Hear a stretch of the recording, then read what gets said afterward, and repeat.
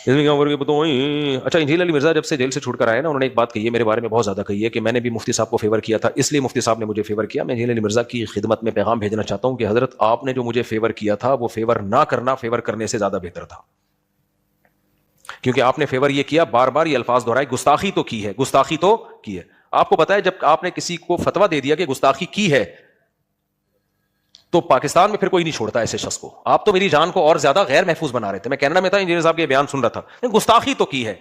میں نے جو آپ کو فیور دیا ہے نا وہ واقعی دل سے فیور تھا. وہ فیور یہ تھا کہ گستاخی نہیں کیا. ریٹرن میں بھی فتویٰ دیا اپنی اسٹیمپ کے ساتھ اور میڈیا پہ بیان بھی دیا.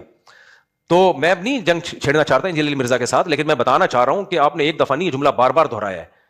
تو میں نہیں سمجھتا کہ آپ نے مجھے فیور کیا تھا اس موقع پہ. تو آپ نے ٹھیک ہے، آپ اسی کو گستاخی سمجھ رہے تھے، آپ نے بیان کر دیا، لیکن اس کو فیور سے تعبیر نہیں کی جائے.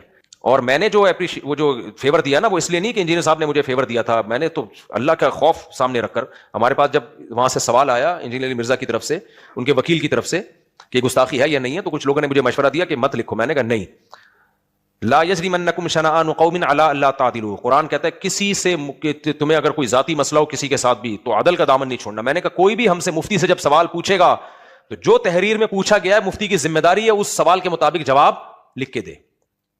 سمجھ رہے کہ نہیں سمجھ رہے؟